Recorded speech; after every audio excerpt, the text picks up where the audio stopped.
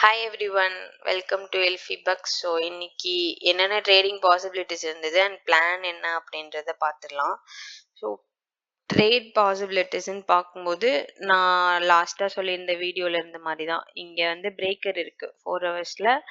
இங்கே இருக்கிற பிரேக்கருக்கு மார்க்கெட் வரும்னு சொல்லியிருந்தேன். வந்துட்டு இன்கேஸ் பிரேக் ஆகுது, பிரேக்கர் பிளாக் வந்து பிரேக் ஆகுதுன்னா கீழே போகும். ஆர்எல்ஸ் இங்கேருந்து சப்போர்ட் எடுத்துட்டு மேலே இருக்கிற பை சைட் லிக்விடிட்டியை வந்து டார்கெட் பண்ணுன்றது தான் நான் ப்ரீவியஸாக போட்டிருக்க வீடியோவில் வந்து நான் மென்ஷன் பண்ணியிருப்பேன்.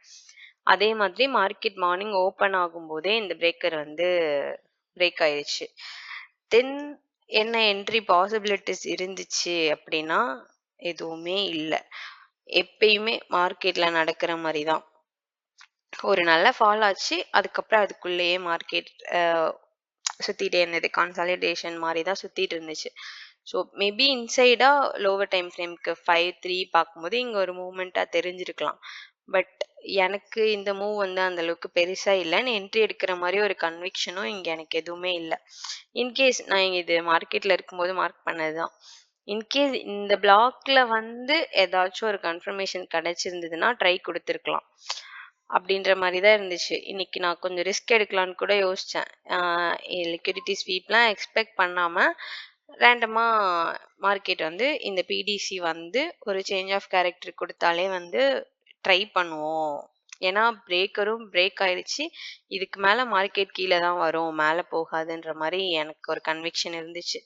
பட் ஆனால் அவன் இங்கே போய் டேப் ஆகலை, ரேண்டமாக இங்கேருந்தே வந்துட்டான். இங்கேருந்து என்ட்ரி எடுத்து ரிஸ்க் எடுக்கிறது வந்து ஒரு முட்டாள்தனமாக எனக்கு தோணுச்சு. ப்ராப்பராக ஒரு பிளாக்ல டேப் ஆகி ரிஸ்க் எடுத்து என்ட்ரி எடுக்கிறது கூட ஓகே ஃபைன். பட் ஒரு பிளாக்கே இல்லாத ஒரு இடத்துல போயிட்டு ரிஸ்க் எடுக்கிறேன்னு ரேண்டமாக எடுக்கிறது எனக்கு அந்த அளவுக்கு பெருசாக கரெக்டாக தெரியல. ஸோ இங்கேயும் என்ட்ரி எடுக்கல. இன்னைக்கும் நோ ட்ரேடே தான். I hope September will be a good அப்படின்ற மாதிரி தான் நானும் நினச்சிட்டு இருக்கேன். Let's see. And next plan என்ன மார்க்கெட்டில் அப்படி பார்க்கும்போது நம்ம ஃபர்ஸ்ட் வீடியோலேருந்து சொல்கிறது தான். மார்க்கெட் வந்து ஃபர்ஸ்ட் நம்ம என்ன சொல்லியிருப்போம், மேலே போயிட்டு ஒரு ப்ரீமியம் ஜோனுக்கு போயிட்டு செல் ஆகணும்னு சொல்லியிருப்போம். அந்த செல்லுக்கு ரீசன் வந்து இங்கே செல் சைட் லிக்விடிட்டி இருந்துச்சு. செல் சைட் லிக்விடிட்டிக்கு அப்புறம் மார்க்கெட் வந்து மேலே போகும், ஒரு புல் ரன் வந்து எக்ஸ்பெக்ட் பண்ணலாம் அப்படின்றது தான் நம்மளோட பிளான் ஃபர்ஸ்ட்ல இருந்து இருந்துச்சு. பட் இவன் என்ன பண்ணிட்டான், செல் சைட் லிக்விடிட்டி எடுத்துட்டு அங்கேருந்தே ப்ரீமியம் போயிட்டு கீழே வந்துட்டான். இங்கே நான் சொன்ன மாதிரி தான், ரேண்டமா ஒரு வாய்டு, இந்த கேப் ஃபுல்லாமே வந்து ஒரு வாய்டு தானே, இங்க எதுவுமே இல்லை. நான் ஃபர்ஸ்ட் ஒரு சொன்ன ஸ்டோரி மாதிரி தான். ஃபவுண்டேஷனே போடாம ஏர்ல போய் வீடு கட்ட முடியுமா? சத்தியமா கட்ட முடியாது. கட்டினாலும் அது கீழே தான் போகும், அங்க செங்கல் கூட எடுக்க முடியாது. ஸோ அப்படி இருக்கும்போது ஒரு வாய்ட்ல இருந்து மேலே போகுதுன்னா அது ஸ்ட்ரென்த்தனாவே இருக்காது, வீக்கான ஒரு இதுதான். So what I'm expecting now, மார்க்கெட்ல வந்து நான் ஆன்டிசிபேட் பண்றது என்னன்னா, இந்த பிரேக்கர் வந்து பிரேக் ஆயிருச்சு. இங்கிருந்து 24,000க்கு மார்க்கெட் வர்றதுக்கு தாராளமான வாய்ப்பு இருக்கு. இங்கிருந்து வந்துட்டு திருப்பி வந்து அது பிரேக் ஆகுதான்றத பத்தி நம்ம பார்த்துக்கலாம்.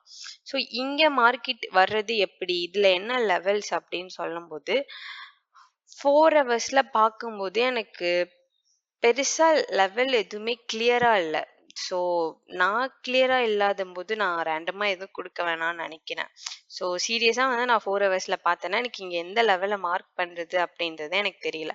ஸோ 1 ஹவர் போய் பார்க்கும்போதும் ப்ராப்பரா இல்லை. 1 ஹவர்ல போய் பார்த்தா எப்படி இருக்குன்னா, மார்க்கெட் வந்து இங்க வருது, அப்படியே கன்சாலிடேட் ஆகுது, திருப்பி க்ளோஸ் ஆகுது, அப்புறம் ஒரு கேண்டில் வந்து ஒரு நல்ல மூவ் வருது, அப்புறம் கன்சாலிடேஷன் ஆகுது. That's how market going. So இந்த இடத்துல போயிட்டு ஒரு லெவல் எடுக்கிறது வந்து எனக்கு கிளியராகவும் தெரியல.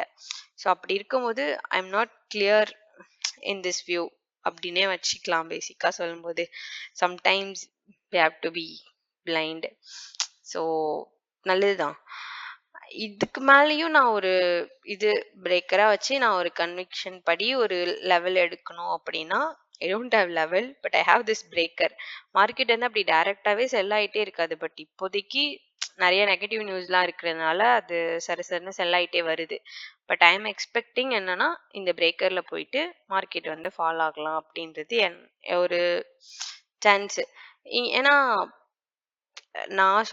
நான் எக்ஸ்பெக்ட் பண்றதும் சரி, ஓவராலா மார்க்கெட்டோட நியூஸ் எக்கனாமிக்ஸ்லாம் வச்சு பார்க்கும்போது செப்டம்பர்ல ஒரு புல் ரன் இருக்கிறதுக்கு நெறைய வாய்ப்பு இருக்கு அப்படின்ற மாரி. ஸோ அப்படி இருக்கும்போது இங்க நம்மளுக்கு பை சைட் லிக்விடிட்டியும் இருக்கு. அதுக்கேத்த மாரி மார்க்கெட் கீழ வந்து கரெக்ட்டா 24,000ல செட் ஆயிட்டு ஒரு சப்போர்ட் எடுத்துட்டு ஒரு புல் ரன் குடுக்குறதுக்கு அ சான்ஸ் இருக்கு. அதுக்கேத்த மாரி மார்க்கெட்டும் அலைன் ஆகும் அப்படின்றது தான் என்னோட ஒரு எக்ஸ்பெக்டேஷன் இந்த மார்க்கெட்ல. ஸோ லெட்ஸ் சி எப்படி மார்க்கெட் போகும் அப்படின்றது. ஸோ இன்கேஸ் ஏதாவது பிளான்ல வந்து சேஞ்ச் இருக்கு அப்படின்னா ஆப்வியஸா நெக்ஸ்ட் வீடியோல வந்து நான் அப்டேட் பண்றேன். இன்ஸ்டாலயும் ஐ வில் அப்டேட்.